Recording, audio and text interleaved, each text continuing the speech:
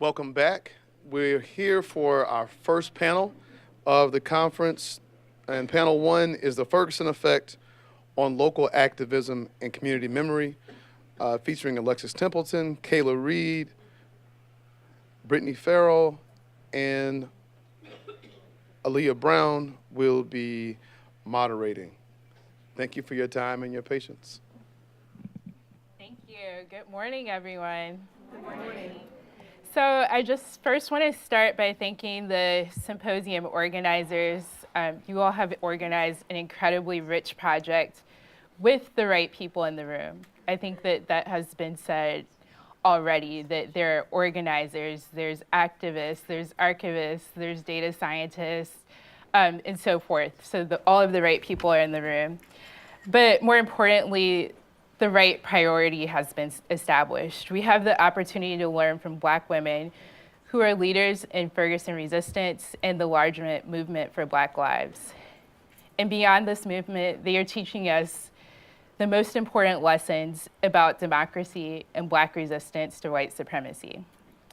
So today, I'm incredibly pleased to be in conversation with Alexis, Brittany, and Kayla. This is my first time meeting them in person, but like many of you, I started following them in 2014. Their organizing, strategizing, and commentary showed me how to thread seemingly disparate pieces of my life together, being a public historian, being an academic, and most importantly, working in this particular iteration of the Black freedom struggle. So I will introduce them to you all. We have Alexis Templeton, who is the co-founder of Millennial Activists United and a student at Washington University in St. Louis. We have Kayla Reed, who is a community organizer with Ferguson Action Council and leadership team member for the Movement for Black Lives. And we have Brittany Ferrell, who is an activist and co-founder of what was known as MAU, now practicing labor and delivery registered nursing, and will soon return to graduate school to pursue a master's in public health with the focus on maternal fetal health. So please welcome them, and we'll start our conversation.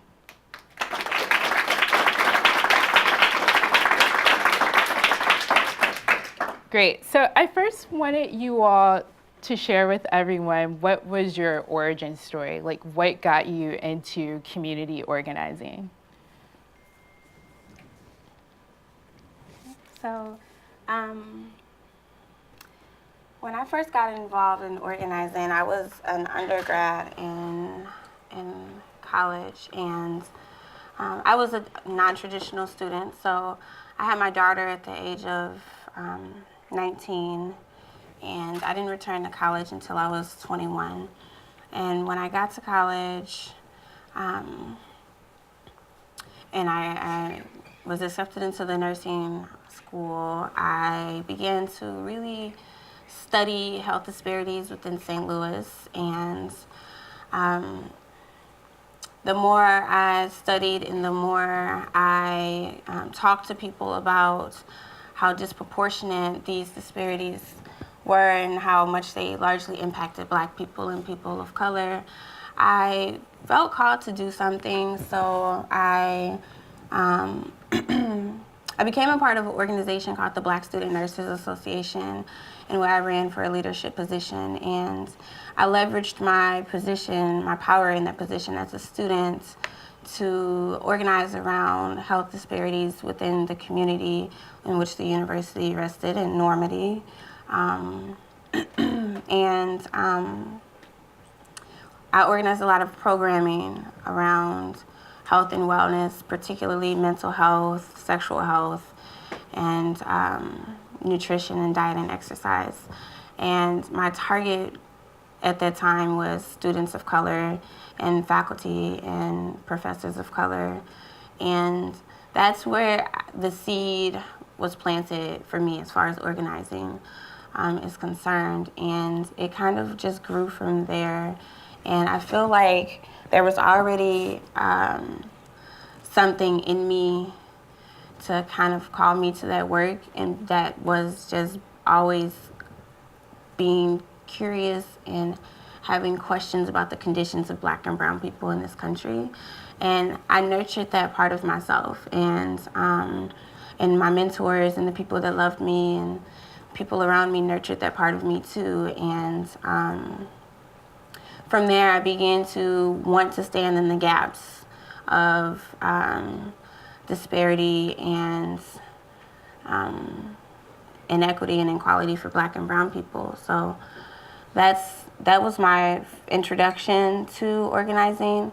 When Mike Brown was murdered in Ferguson, I was still a student at UMSL, University of Missouri, St. Louis, and it was one of those moments where, again, I couldn't just sit and watch what was happening. I felt called to do something. So I literally stopped everything I was doing, took a semester off from school, and like many of the folks out there, I committed my time, my energy to organizing on the ground in Ferguson. I'm sorry. So I was 19 when Ferguson happened, so I was fairly young. I had really just gotten out of high school. I was involved in a severe accident where I lost my dad, my partner, and my uncle. I was the only one that survived, and so I was in limbo with all of that when Ferguson happened. And I had always been curious. I had always asked questions. I'd always had a certain type of fire around Black people and revolution. And I was a really big fan of the Black Panthers. My cousin made sure I was real red on Asada when I was 10. I was a huge fan of Tupac. I was that was me. And so I had always been. I was a really big fan of Malcolm X. I had just always felt called to Black people and Black struggle. And going to a predominantly white high school, having those roots enabled me to show up different at my school and in my classroom. So my first act of resistance, per se, was when Trayvon Martin was killed. And I walked around school in a sign that said, "I am Trayvon Martin," and I got shunned by a lot of my white peers, and my teachers felt it was weird. I heard a lot of comments from administrators, but I kept doing it. And I said I wouldn't stop doing it until they got justice. And so that was my first act of resistance, which is cool. I was a baby activist then. And then Ferguson happened, and I went outside and I just never came back in. I lived in Ferguson at the time, down the street. I grew up here. And I just went outside. I never came back in, and I just started organizing. I linked with Brittany. I found people that, I just found those people, and I stuck with them, and it grew from there. Before I knew it, I had co-founded an organization. You couldn't hear a chant without me leading it, and yeah, it just grew. So it was pretty unexpected for me. It was not something that I knew would happen, but I was grounded in the roots, so yeah. Hey everyone. Thanks for inviting us. So I think when you grow up in a city like St. Louis, you kind of meet struggle before you are told it's struggle. And I was raised in North City, St. Louis. And I remember as a kid really kind of experiencing like the police as like a terror squad, right? Like when they came on the blocks, all the stuff was about to happen. People got shot, people went to jail. I remember being very young, watching my mother get arrested for possession, doing a couple months in the workhouse, and hearing stories, right? Like my brother's fathers went to prison and things like that. And when I was about 10, my dad had custody of me, so I moved from North City, St. Louis, to North County, Moline Acres, which is 2 municipalities over, as Ferguson, Delwood, and Moline Acres. And really seeing like a difference, right? That like my dad lived in a completely different situation. It was like 10 of us in a shotgun apartment, my grandma's apartment in the city, in a 4-family flat. He had his own house, 3 bedrooms, a backyard. There were parks with swings that worked and slides. And I felt like the school was better, but there was still this presence of police. And what I felt like remembering very early was that they were a different kind of terror. that they weren't as like gung-ho as the city of St. Louis was, but that they still were an occupying force. And what they did was that they just took resources from you. They let you stay out of jail, but they came basically like the first of the month when they knew you got paid with a new ticket, an expectation that you would pay. And I remember when I was 11, my nephew, who's now a senior in high school, he was 1 at the time, his dad got pulled over for driving from my parents' house to his house, which is less than a half a mile away. He had a warrant. They were about to take him into custody, and protocol would say that my nephew would then be sent to the Division of Family Services to be picked up. And he pleaded, he cried to this officer. He was like, my parent, my mother-in-law and father-in-law just live right around the corner. Just please take my baby there. Please take my baby there. And I remember my sister calling, and I was, preteen, so I'm on the phone as always. And I click over and I'm like, what's up, Alicia? And she's like screaming for someone to go get CJ. And I remember watching, my dad try to hustle to get over there. And before he gets out the house, a cop car pulls into the driveway and my brother-in-law is in the back seat, and my nephew's in the back seat. And they take my 1-year-old nephew out the back of the car and bring him to the door. And just remembering my dad being like, thank God that cop wasn't a complete asshole, But feeling like, wow, this is what Black people just deal with, sending my brother out for ice on Thanksgiving and him being arrested just from the front door to the gas station and having to chase after municipality for municipality. And really feeling like that angered me, but that there was nothing I could do about it, right? And I felt like that was a lot of what Black people in the city and the county in St. Louis dealt with a lot, not understanding that there were pathways to reform policing, transform the institution. And so when Mike Brown was killed, I remembered a lot of those feelings, right? But, not in a way that made me feel like I was destined to lead anything, just as enough reason to show up. Because my nephew, when Mike Brown was killed, was a freshman in high school. He was 6'2" at 14, and he often walked home from school. And just imagining what it would be like to get that phone call, and dealing with, having 6 brothers, coming from, kind of this struggle of like, the city police kill people, not the county. Why did Mike Brown get killed? Like, what is this about? He should have got a ticket at the least, maybe taken to jail at the worst, but absolutely not been shot in the middle of the street in broad daylight. And then to feel like coming out in response to that got you back such a harsh reaction from police. And I never trusted police. I was never one of those people who were like, the police are meant to protect and serve me. I never felt like that, but I still felt like, for lack of better terms, damn, like this is wild. And that anger and frustration and shock turned into me feeling like what is a pathway to move people towards safety as we continue to fight for our rights? And how do we turn our personal stories into something that really inspires more folks to get involved?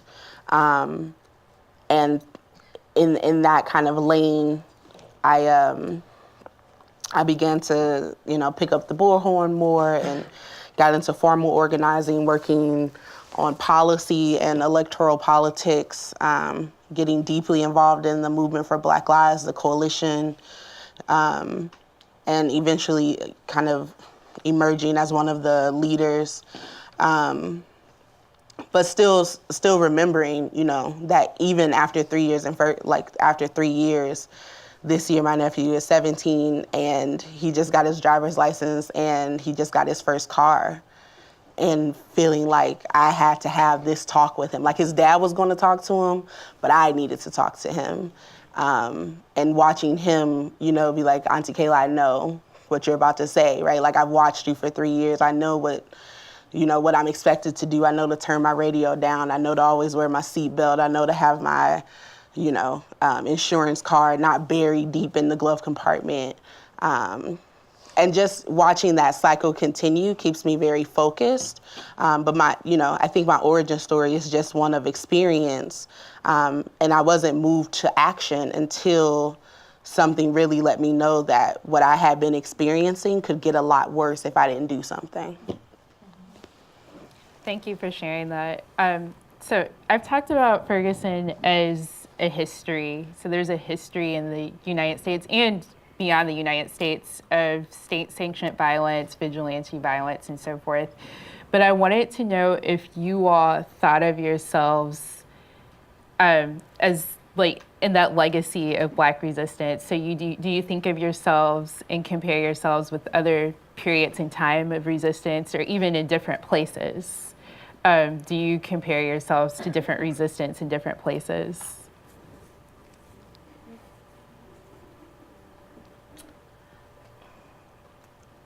I don't think I compare. So I think people compared us before we decided to compare ourselves. And I think folks said that this is a movement about liberation, when really at first it was a movement about Mike Brown and this idea that the officer who killed him should be in jail. And, the transformation from just justice for one person to abolishing an entire criminal justice system was a path and a journey that we all had to go on, of being politicized, and understanding, Black history in a way that wasn't so polished down to Booker T and Harriet Tubman. Harriet Tubman was a patriot, like nonsense like that, right?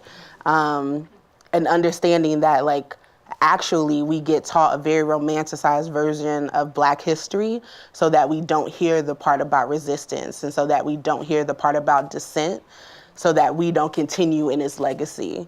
And I think kind of once you figure out how to decipher through that and find information for yourself, then you do realize that there has been a constant struggle toward freedom that Black people in America have been a part of, and then throughout the diaspora. And so, yes, I think that Ferguson is one of those one of those points in the long continuum. And I think we have a long way to go before the final chapter of our story is being written. But, and I think that is human-like to compare two things, but I don't think that we should be compared to the Black Power movement. I don't think that we should be compared to the Civil Rights movement. I don't think that we should be compared to the movement for emancipation. I think that at each of those times, America was in a very unique place, and we were responding to that. And the place that America is in now, the movement for Black Lives, activists who are engaged around police brutality, are trying to figure out what is the best form of resistance. Is it a hybrid of these, very different kind of non-violent and what is considered, violent organizations? Is it something completely different? And I think that what we're also actively doing is making sure that we hold the critiques of previous iterations of movement center, in that there could be 3 straight Black men up here telling this story in front of you, and that there is intentionality to not do that in a way that there hasn't been before, that there is more inclusion in some ways in this current movement, but that we still have a long way to go. And that this isn't something that's one track, right? That there is no voting rights act, or there is no act to stop killing Black people that Congress could pass that would essentially stop a movement from going forward, because we now have a strong enough analysis to see where some of those movements fell short, and the ways in which white supremacy reacts to Black dissent. We have research and stats on that in order to make sure that how we move forward is always contextualizing, always adjusting to respond to that. So I think it's different, but I do think that, I'm honored to be a part of that conversation, but mostly if we do something to make material conditions better for Black people. Yeah, and like Kayla, I'm also very honored to be a part of that conversation. I think kind of like what you said, using prior movements as somewhat of like a blueprint, or what we have done wrong, what we should do differently, even when we're looking at you know, the types of interpersonal things that, and you know, that I guess come up in movement work, and how we have conversations about how like sexism causes breakdown within movements, or homophobia, and really learning from, you know, what happened with the first civil rights movement with like SNCC and the Black Panther Party and the women's positions in those organizations, and how we're choosing to be better, and how even a sense of empowerment by knowing that Black women leadership can really push back on and speak to the work that has always been done by Black women. And that gives us a lot to stand on, because at one point in history and in Black struggle, that's something that we were not taught. It was something that was never brought up.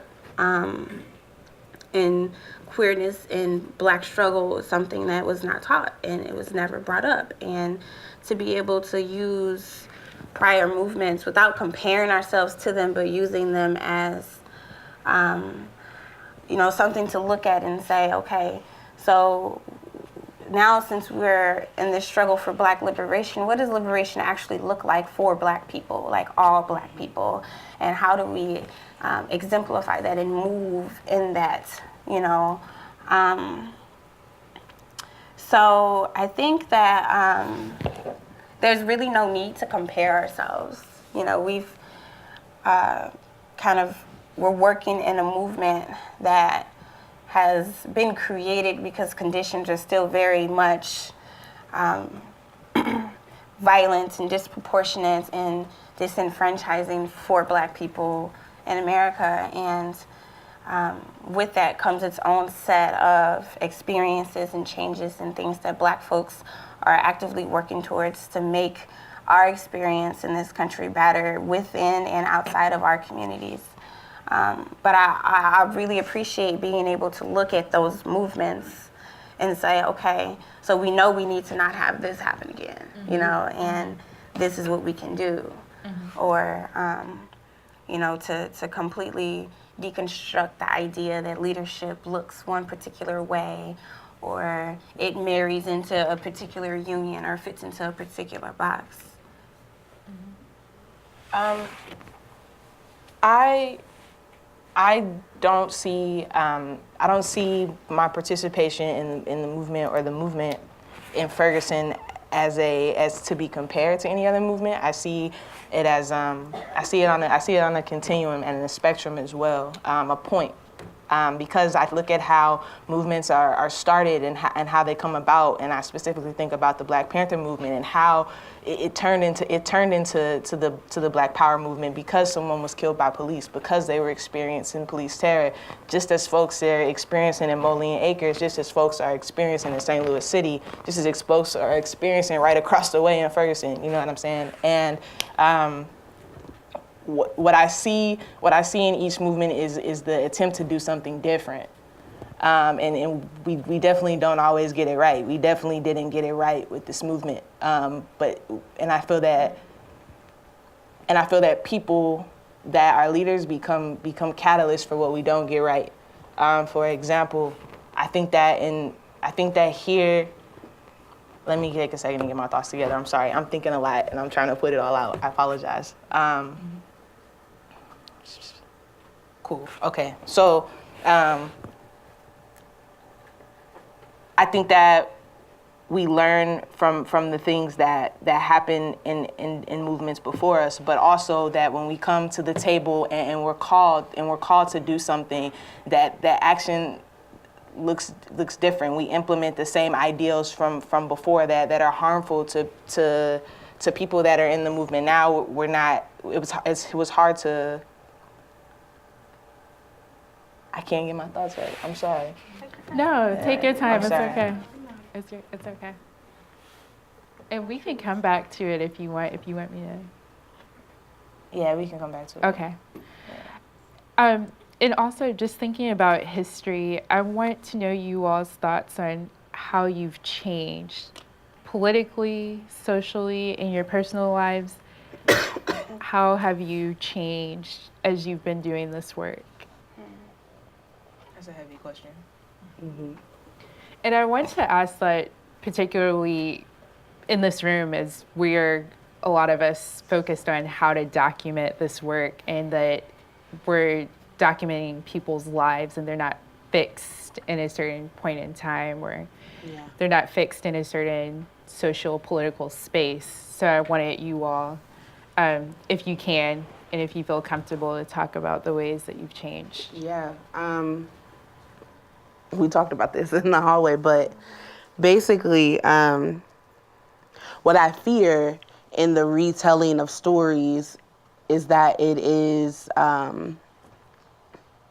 does a disservice to the personal transformation and journey that a person goes on while being a part of a movement, right? That like there is a movement inside of a person, and such that like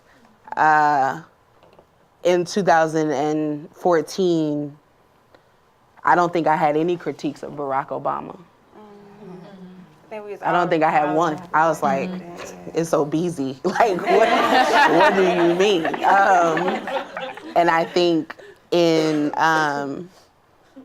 2014, I had no knowledge of the systematic disenfranchisement of Black people, right? And I had no understanding of the ways in which race, class, and gender intersected to create a unique experience for Black women, for Black people, for queer folks. In 2014, I had no knowledge of anything about my trans family, right? I had no understanding. I believed that gender was a binary that was directly tied to sex, and I think WashU's education has had some help along the way to give language to what I was starting to see, but I think that who I was on August 9, 2014 was a 24-year-old Black woman who was pissed off about policing and thought that if we just focus on policing, things will get better. So in that journey, I've become a lot less optimistic, but that, it's just like this one domino that we just got to hit in the right way and it'll all fall down. But, I've become a lot more politicized in this relationship to my personal decisions, my personal relationships, my existence as a politic in my community, in my family, in the world. And even when I'm not in a street shutting something down, that my politic has to matter. I was just telling Brittany and Alexis that my best friend from college shared a post on Facebook. My partner is, their name is J. Marie. They're gender nonconforming, identifies as gender queer. And my best friend from college shared a post that said, the state of Washington or California, one of the last blue states, is introducing a piece of legislation about a third gender category. And she shared it and she said, this is what's wrong with the world. We're becoming too progressive for ourselves, and I just don't want to bring a baby into that. And I you scroll past something and you're like, what? you go back. And so, I'm engaging because I love you. And I'm like, I want to push you on how this behavior is actually mad toxic to the 3,000 folks who see this every day. And it reinforces really problematic beliefs. I had a different friend last week who shared something and said, I don't understand why Black men hate Black women so much. Hating Black women is literally the gayest thing you could do. And I was like, what? So I engage, right? I'm gonna just take one for the team. I'm gonna dive in this conversation. And I did so, and what I got back was this very harsh, I don't got time for that gay agenda stuff. We're just gonna have to agree to disagree. you know, and like very dismissive comments like that.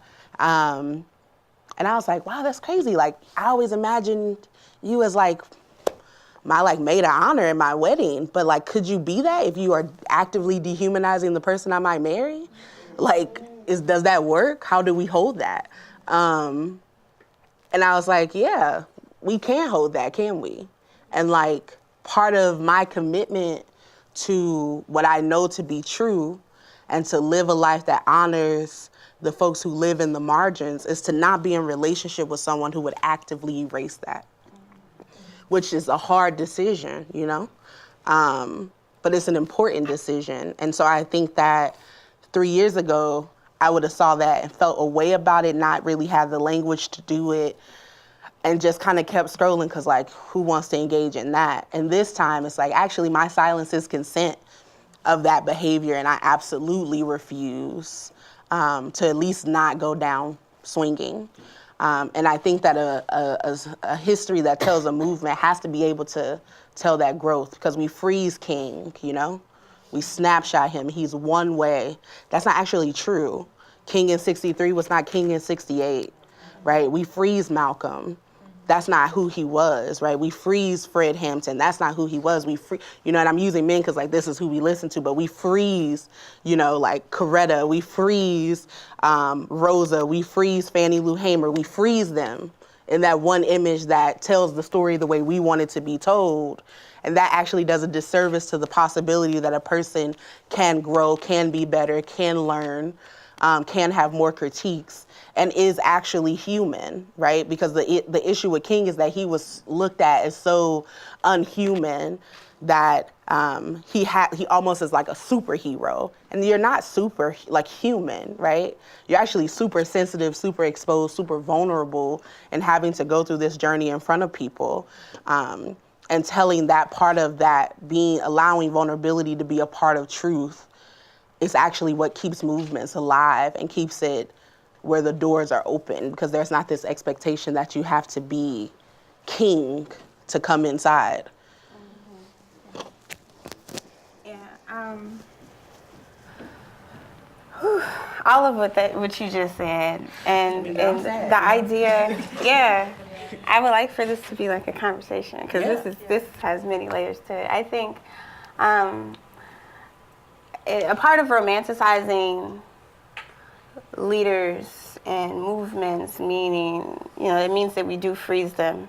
It allows us to be comfortable in who they were in that moment that we take that snapshot. You know, I think that is very harmful. And I don't want to be like frozen as who I was in 2014 or who I am now. And I think, even to be honest, a lot of people do that even now. Like, they remember who you were from the timeline when you were on the Andy Worm line, or they remember who you were from the highway, or they remember you from the film Who Streets. Like, these are certain images and moments in time that people hold on to because you know, for different reasons, whatever reasons. And it doesn't allow us room to really evolve and become, you know, who we truly are, and to give us room to change or make mistakes, or, you know, to even bounce back and learn from those mistakes. I know in 2014, I feel like I've always been a political person.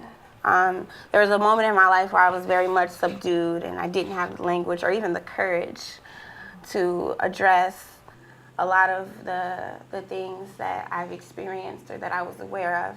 I have a sister that's trans who has completely cut herself off from the family because of the way that our family treated her when she was with us. And while this was happening, I didn't have the language for it. You know, I did not know how at risk Black trans women are in this country. I grew up in a very violent home. We were in and out of shelters a lot. I watched my mom hold my brother's father at gunpoint. You know, I watched that violence that Black women are subjected to by intimate partner relationships. And I watched how Black women trying to protect their children oftentimes meant that they were criminalized in the act. And I've also have watched how sexual abuse in families are oftentimes not spoken about because,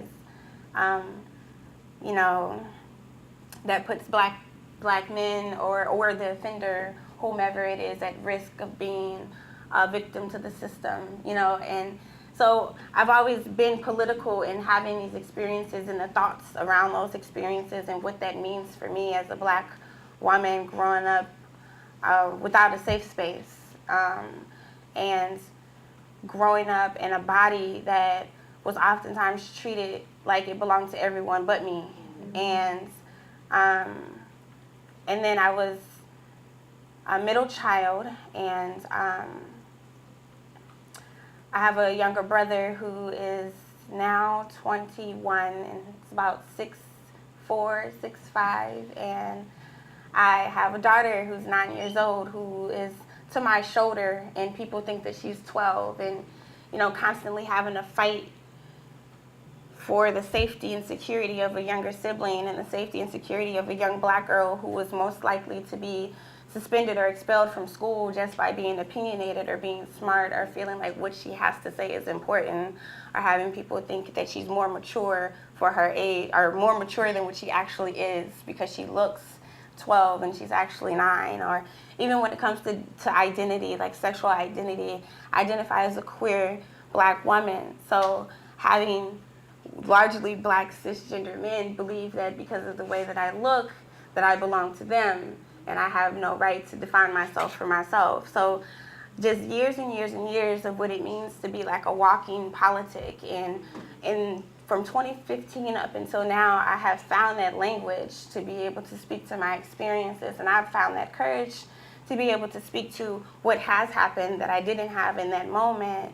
And to screen snap me right now where I'm at would do a disservice to all the little Black leaders, you know, in the making who won't get to know that backstory, or won't get to know what is to come, because we like to be comfortable with who we see right in front of our faces. And I think in this movement, there's lots of experiences that, you know, I typically like to call family business because it's kind of messy when you're talking about it in mixed company.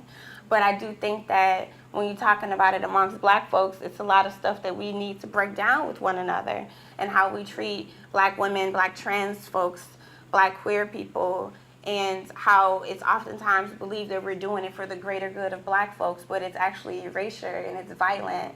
And I think that from those experiences in a leadership position in this movement even has evolved so many of us. And I think that we have to be able to see leaders who have the, I don't want to call it a privilege because it's not always a privilege, but who have the visibility, right? So for leaders who have the visibility to tell these stories, it's important that we continue to treat people as they are evolving human beings. And also understanding that, you know, as we continue to move through this struggle, the same person that you meet today might not be the same person 5 years from now. And really sitting in what that actually means for yourself as a consumer of this Black pain, of this struggle, that if you're like at distance and you're watching from social media or you're watching from your television, you are visually and sometimes emotionally consuming what this movement is, and understanding that you're actually viewing full, whole individuals who live on this spectrum, or who are capable of feeling and who are capable of evolving, and not wanting to take that away from them. I think that again, when I came into the movement, I was 19, and so I was growing. My brain was still developing. And I really came into myself and who I am, not just as a political person, but as an individual. I came into the movement with a big ball of hair. I was definitely more feminine. I identified as straight. And now I'm here. I'm a masculine-centered Black woman, person some days, boy other days, whoever, you know. And I think that coming into those intersections and occupying those intersections has taught me who I need to be fighting for, and who it's important that, who my visibility is important to, and who that puts on for, and who that encourages and puts fire into to come outside or feel safe enough to come outside because someone like them or someone that's fighting for them because they look like them is out there.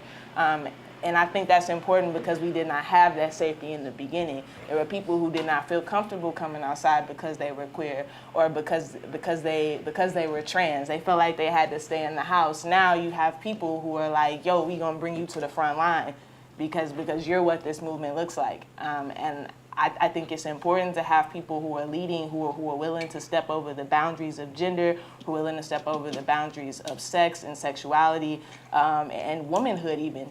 And show and display and illustrate how it looks different and how it doesn't look one way, and how within these and how we try to break away from binaries but still exist in them, in order to showcase things and make them look a certain way.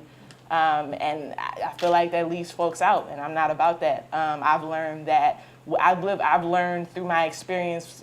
And I've learned through my experience and because of how I've been treated, what fighting for all Black people looks like. And I think it's a painful experience. It's traumatizing, it sucks. It comes with a lot of bitterness, it comes with a lot of anger. But when you meet those folks who didn't give you those experiences, who may experience that one day, it's a different type of passion, it's a different type of fire, and there's a different type of nurturing that comes to provide the space for folks who just are different. Yeah.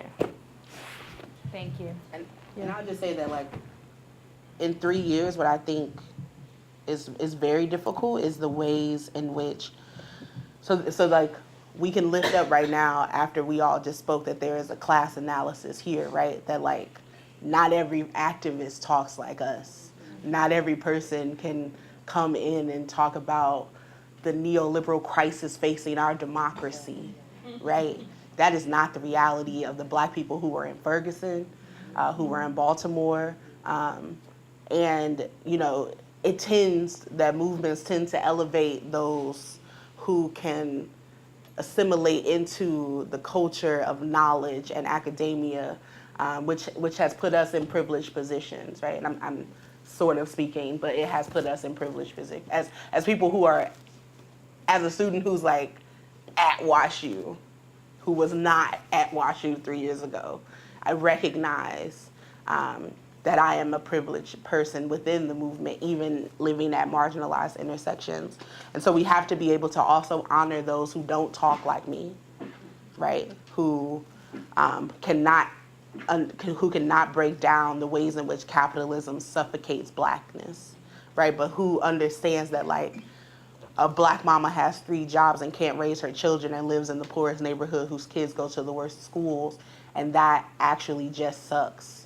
And that is enough because they're lifting up the same critique without the language.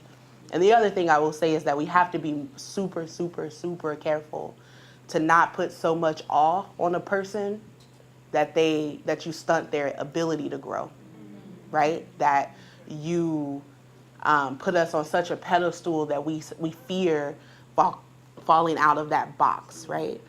Because to fall out of that box is to fall out of privilege. And to fall out of privilege means what, right? When people who ain't never had nothing all of a sudden get the world, right? That, like, we are in a movie that is being talked about as being an Oscar-nominated film.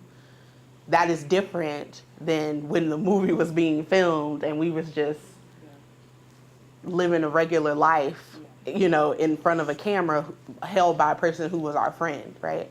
And I think that it's important to recognize the way that we put so much awe that we create a situation where there is such an exceptional Negro that we don't have any expectations outside of just being that person. And I don't want to be that, right? I want to turn 30, and there are people from my community who expect me to be better than I was. And I want to be able to say, you know, I want to do something different. Maybe I don't want to march in the streets for police brutality tomorrow. Maybe I want to work on Tashara Jones's campaign for mayor, you know? Maybe Brittany wants to go deliver babies and get a master's in public health. And there has to be room and space given to that even while a movement is happening.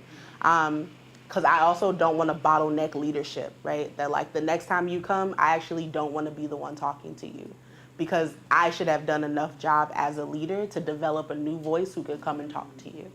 And if we don't do that, if it's the same person at every conference, at every, you know, if it's the same couple people, you got to be like, hey, you know, just wondering, where is everyone else? Because a movement is not just a collection of individuals with a lot of Twitter followers. That can't be our definition, right? A movement is not just those with a lot of Twitter followers. That cannot be the definition. Or the person who's able to get out a tweet quickly. That's not a movement.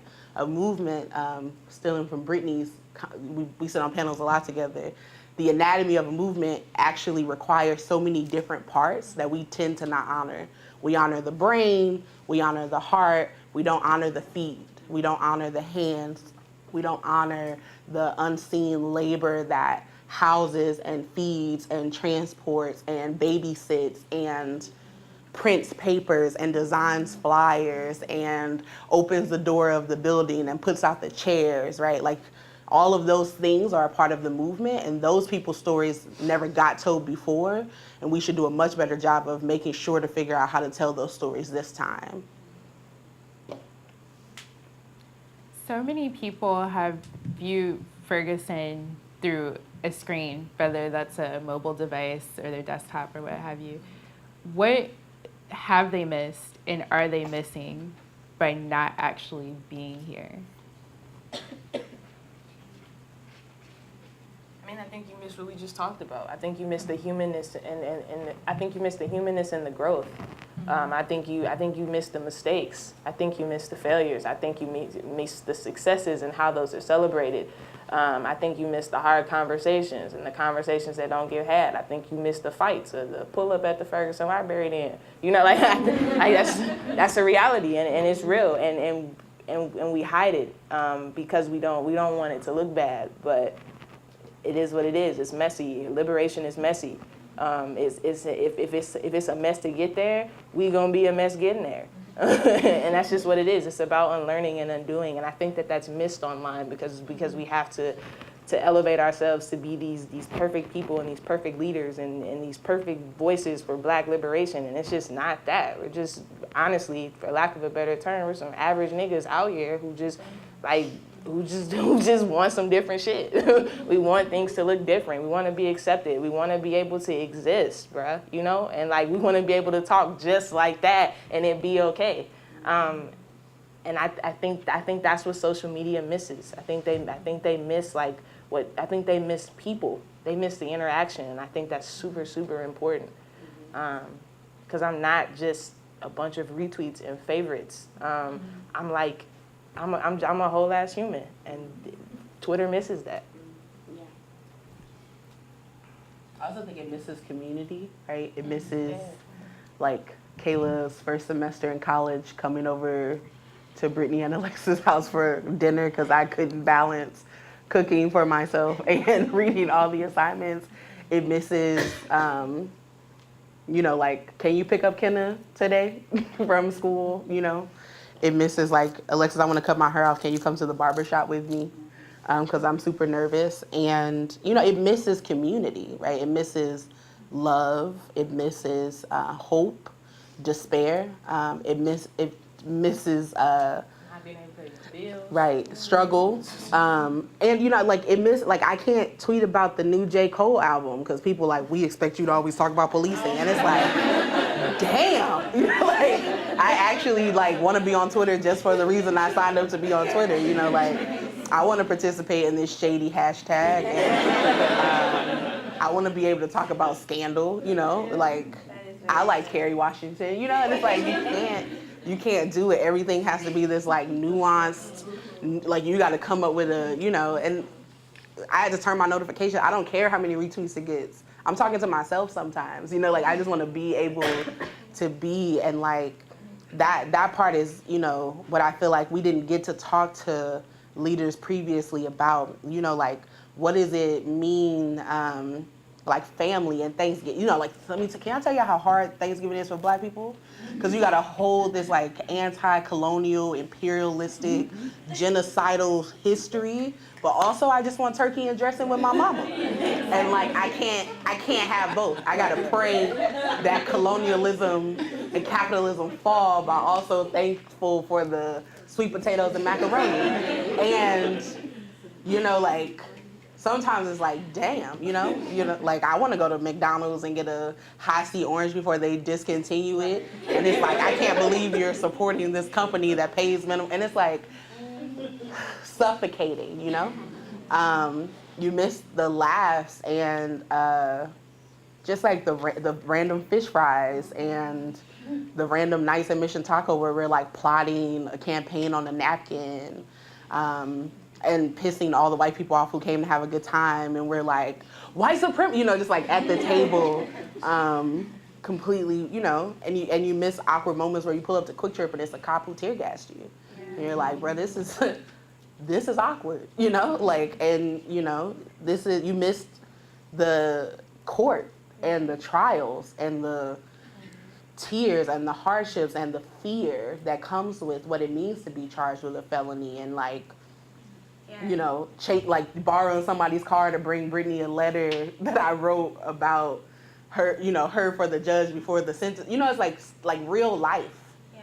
And we, like, who has time to be like, oh, wait, gotta tweet it. Like, that's not, at some point I think we were kind of like, oh, we could tweet everything. But eventually it's like self-care required us to actually move away from a platform that was like so, just put this major spotlight on you.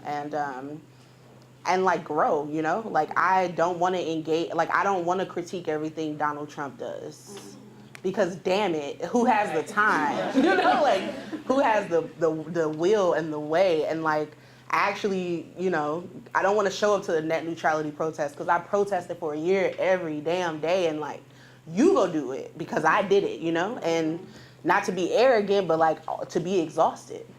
And there has to be, you know, like what is different about this is like I kind of refuse now to run myself into the ground because I understand how long of a marathon this is, right? And I want to get married. I want to have children. I want to travel. I want to, you know, like I want to live and also fight, right? But I want my life to be a fight. I want like my existence to be in resistance to the system, but also like my existence to have moments of joy and wholeness and love and community. Yeah, and I don't want to stroke out. Like I refuse to let this shit kill me, but I refuse to stop fighting. And like holding those two things is very, very hard. And I don't know how you can tell that story, you know, that's what you chose this career for. I didn't choose that career, but I hope that you could figure out a way to hold that, because that is the truth, that it's a beautiful struggle, right? It's a beautiful thing to fight for Black people. It is a struggle to fight for Black people. It is nothing but love that makes me fight for Black people, and I hate having to do it because how many people have died and we still fighting for police not to come out and be able to just shoot you with impunity? Like, how many people have died, right? Like, why are we still having to chant words that were written decades ago? Why hasn't it changed? And why is the burden to change it on those who live under the oppression? Like, you know? And I think that's where I'm at. It's kind of like, no, I'm not going to that protest. I'm gonna chill. We go book a trip to go to Carnival next year, and I'm going to miss whatever event is in St. Louis, and you're going to feel away, and I don't care because I deserve to also not die one day feeling like I did everything I could for my people, but I didn't get to actually experience what I dream of for my people. Yeah, and that's hard. But we're figuring it out. Yeah. How do you have a movement that lasts a lifetime, that doesn't have a dash, that's written in some chapter of some book, that's a continuous thing? I want to figure that out. I don't want somebody to put a sunrise and a sunset on my story, because it's not done until it's done. Social media puts some really wild expectations on folks. And kind of what Kayla already mentioned, what you all miss is the residual impact, effects of what this movement has meant for a lot of people. So a little bit of a personal story I'm gonna share. So after my felony charge from the I-70 shutdown, I accepted a plea bargain, SIS, with 5 years probation, restitution, no contact with the victim of the state. So with that, I have, anybody who runs a background check on me can see that I have a felony charge on my record. And what that meant for me was having to jump through hoops with the Board of Nursing to prove that I wasn't a criminal in the state of Missouri. And so now a little bit about me, I've kind of been invested in the health of Black and brown people for, since I was in undergrad. And since I've been out of undergrad, I'm still very much committed to that, and I have this long-term vision that I want to fulfill, to be able to be a provider for Black and brown folks and queer and trans folks. So what that means is that I need as many opportunities as I can get to broaden my skill set. So a couple months ago, I applied for this position for gynecologic oncology. And as I walked through this unit at this hospital, I began to see that while this is one of the biggest hospitals in the city of St. Louis, the patients on the floor did not reflect the community that succumbs the hardest to reproductive cancers, Black women, right? White women are diagnosed more, Black women die more. You look around this hospital floor, we are not there. So I struggled with myself for a minute. I said, okay, hey, but I do want to be here because there's a wealth of knowledge I can get from here that will inform my work in the future. What happens? I get offered that position and I accept it, and I'm going through the process that I need to go through to become an RN on this floor. I was going to become chemo certified, and I was going to do my thing in that area. So I was going to transition from maternal fetal health into that area, and I was quite excited about it. I get a phone call about 2 weeks later, 3 days before I was submitting my resignation notice to my current employer, and they rescinded my offer because of the felony charge that they saw on my record, right? This is not something that I would tweet, but this is the residual effects of what it means to be in the struggle for Black and brown people, right? You are criminalized to the point to where no matter what the intention or the goal is, no matter how good your intentions might be, no matter how far you could move the needle for Black and brown people in reproductive health, the state, when the state sees you as a target and they choose to politically persecute you, you are instantly criminalized to the point to where there is no advancement unless they say so.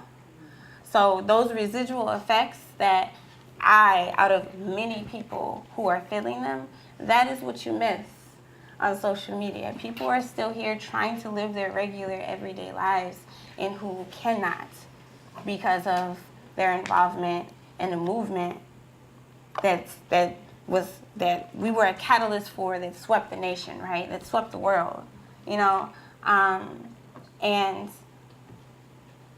you miss that, and that's that humanness that they were talking about, that we were talking about, So in missing that, I think that it kind of, in some ways, unless these stories are shared like they are now, it minimizes the holistic experience that freedom fighters actually face trying to do this work, trying to stay committed in a way that's meaningful, and trying to survive.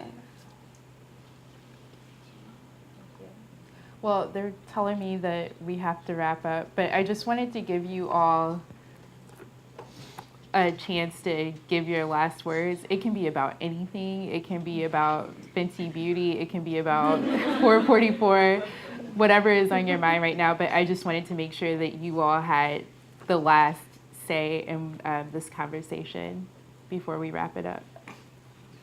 I'm sorry there wasn't time for some discussion. Do we have time for maybe a few questions? Skip our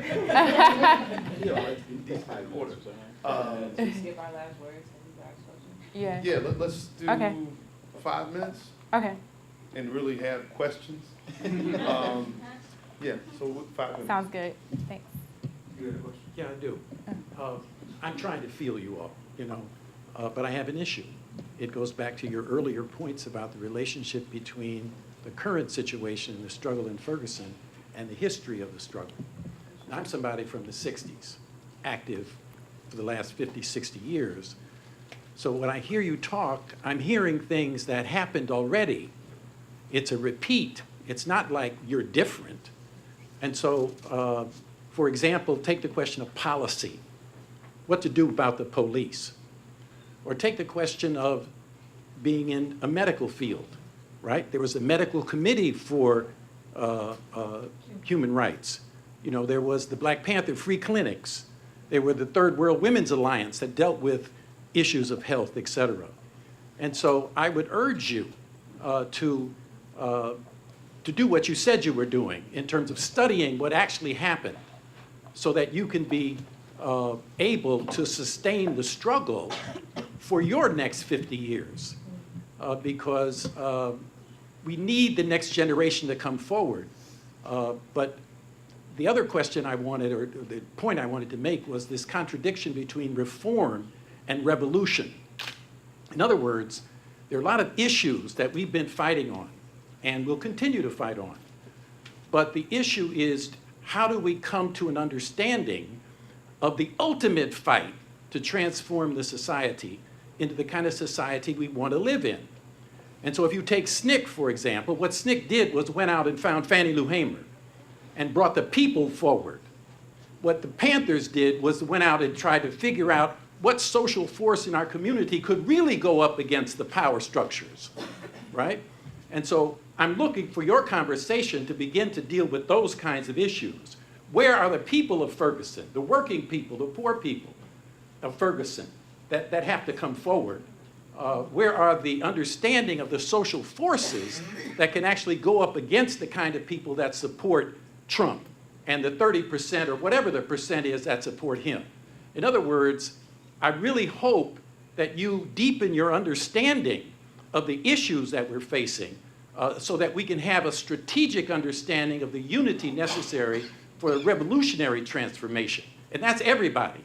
And anyway, because I'm feeling you as part of this youthful generation, but I'm frustrated in the way in which you have made a difference between yourself and those who came before you. I don't think it's right to say they don't have a deep understanding. I didn't want to do that. History. I've only misheard them for like 20 minutes. That's a bold claim to make. And you're also there in front of you. That question that you're asking, these are them. Yeah. They've just told us their story, and they're responding to now. And I think sometimes when we're looking back and we're using history, we fetishize it.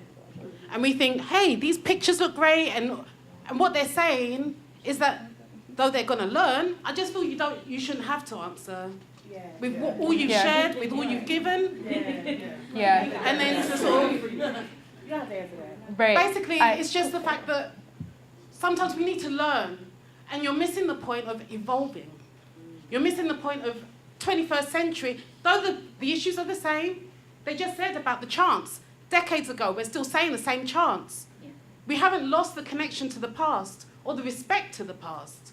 But it's really important sometimes to really understand what is the difference of now, and how do we respond to now. And also, also the fact that they're fighting for their lives, and the fact that they're actually saying that they want to live as well as protest, it's a really important fact that we haven't, I don't know.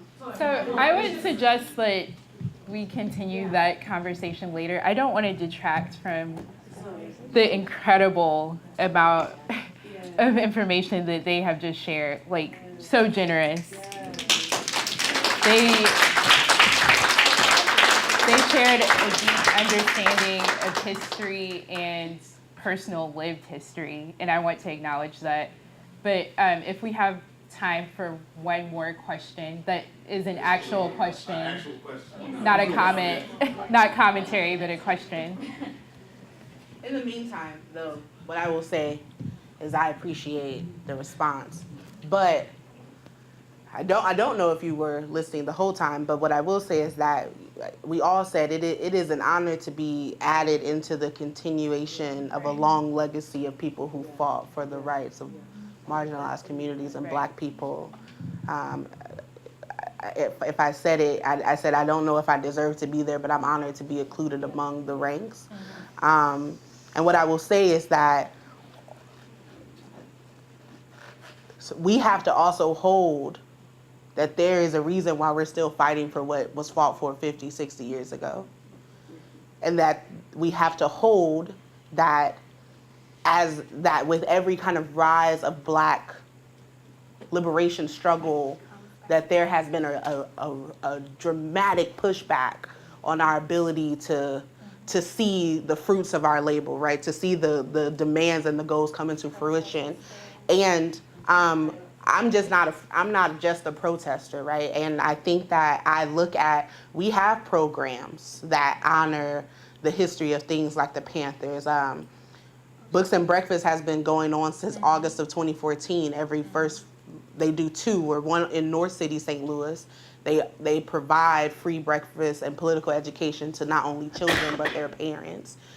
We have seen a move toward policy. That more than 30 states have passed policy, not Missouri. We tried, and we're working on it. Like Community Birth and Wellness Center, Yeah. who are taking space. Who are taking space, and I think that what we recognize is that what the snapshot did in previous movements is that it did not tell the story of the ecosystem that worked together toward the larger agenda. It told the story of a few single people in mass is what it told.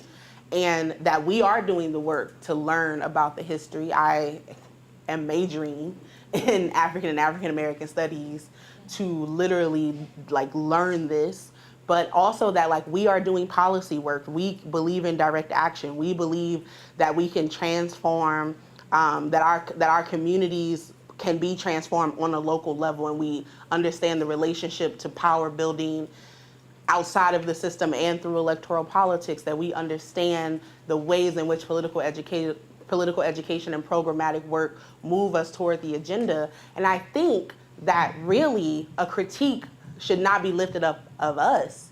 It should be lifted up at those who came before us that looked down on us with such a disappointment, as if though you didn't go through a journey. If I'm saying I'm going through a journey, do not expect that in 3 revolutions around the sun, I figured out the equation that's going to get us free, right? Even if I learned all of your history, it will not give us enough information to get us free, because if it would have, then wouldn't we already be there? And we have to literally continue to mold and adjust to the increase in the militarization, to the increase in the ways in which capitalism impacts us, to the increase that we're not dealing with sheriffs and water hoses. We're dealing with the ability to send a drone across the street and bomb a whole community, that my cell phone is a tracking device and also one of the only devices to tell truth from in spite of mainstream media, that we are also leveraging we need to make a crisis so that which we appeal to those who are not witnessing our pain in such a way that they care. We have quoted Assata, we have quoted Martin, we have read all of these things. I studied Fannie Lou Hamer. My senior thesis will probably be on Fannie Lou Hamer. Also giving critique to like the mistakes that the past has made mistakes. internally, like, and how that shapes how our movement looks today. How it's hard for queer leaders to be queer leaders at all in this movement because of how leadership looked before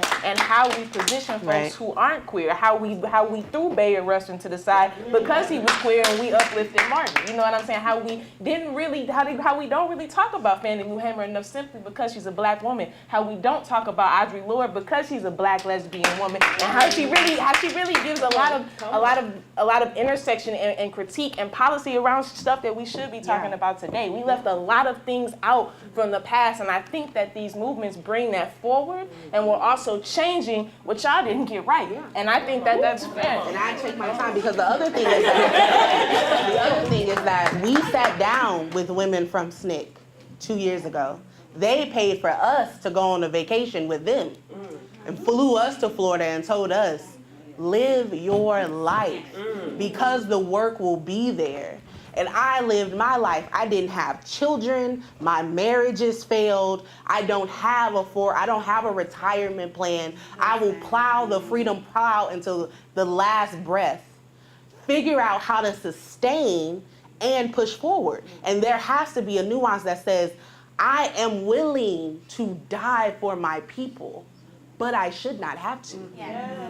And that there are many tools to use to dismantle the master's house, and that we've tried some, and that we're going to try those again, and that we may not get us to freedom, but maybe closer to, just like the generations before us did, right? But we are also fighting against something that's requiring us to do it again. You fought for the Voting Rights Act. We're having to do it again. So this time we're not going to fight for an act that can be gutted. We need to fight for something bigger, right? We need to fight for a constitutional amendment. We need to figure out how to leverage the ways in which white supremacy responds to black dissent so quickly and so powerfully that we're not shot in our beds when we're 21 years old. And every December 4th, we're remembering, on one hand, we're celebrating the long legacy of Alpha Phi Alpha, or Jay-Z's birthday, and then we're having to lift up Fred Hampton was assassinated in his bed in the middle of the night. Right? That like, why do I have to know all of these facts to just prove that I'm worthy to sit at the table? And right? Also, speaking of history repeating itself, it's a lot to be said for how your critique of a table full of black women who have just opened ourselves up speaks to the struggle of black women doing this work. Like, as a man of the 60s, your critique speaks to the struggle of black women then, and it speaks to the struggle of black women now doing this work. We've just shared a lot, and we shouldn't have to come with CVs and our transcript to be understood that we're still learning.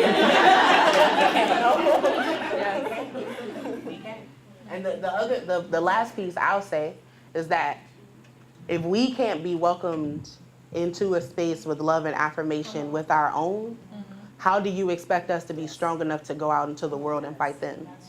Right? There is a way in which you pass on knowledge. There is a way in which you offer information. There is a way in which you show care and concern for how this movement is growing and moving that doesn't tear down the only thing that is currently trying to fight for black people. Because we got a lot of folks who will sell us down the road for a chance at the White House, for a chance at a 6th or 7th term, for a chance at a check from a funder, from a chance at a meeting with the Koch brothers. We got a lot of people who we've said represent us that do a disservice to us. And we have to be able to find some type of space to become whole, because broken people cannot fix a system, right? Broken people cannot free. I can't break chains if I'm not strong enough. And I'm not strong enough if I can't sit in spaces and feel like, damn, it's always somebody who's like, nah, you know? And it makes you emotional because most of the time,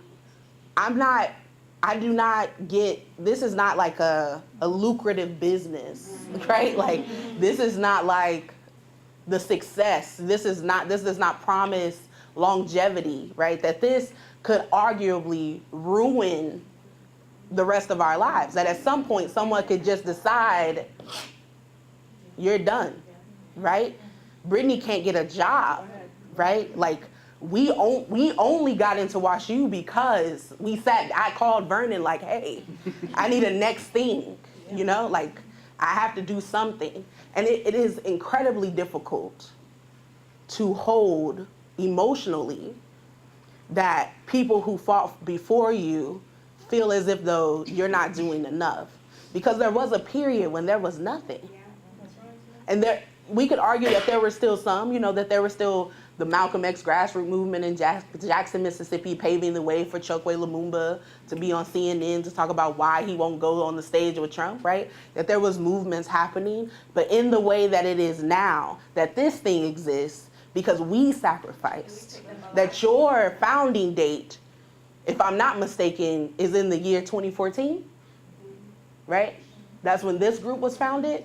That means it was founded off him sitting in jail for 8 years and us having to take whatever check we do get and give it to him so that he can have commissary while he's in a jail with guards who terrorize him because they know who he is. And we put his picture up on screens because it's cute and it's beautiful and it's a struggle and it's a story that we need to tell, and it's still being told. He's not free. We already have martyrs, and we didn't even get a chance to stand up all the way. We're in our infancy, and we've already had to bury some. We've already had to watch some go away. So just be careful how hard you come down on people who are traumatized that when they walked out of their front doors to say that one man mattered, the response back triggered a lifelong story to tell and experience that is hard. And it is beautiful and it should be retold, but we are still learning. And that requires grace, right? It requires an immense amount of grace to be giving to the next generation to understand when I came out in the 60s, I was not who I am today. That 50 years later, you can give us a critique. We've only been here for 3. Thank you.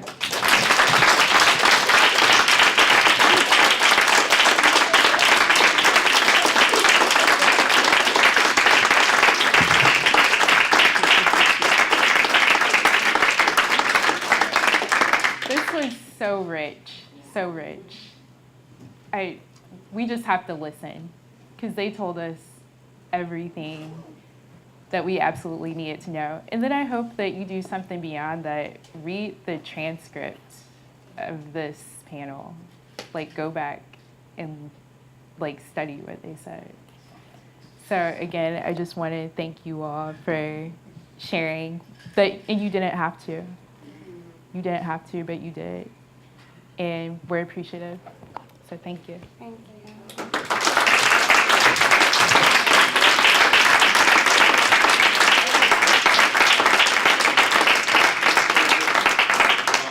Before we do anything else, we're getting ready to break for lunch. But I've told Kayla, Alexis, and Brittany this privately, but I will say it publicly.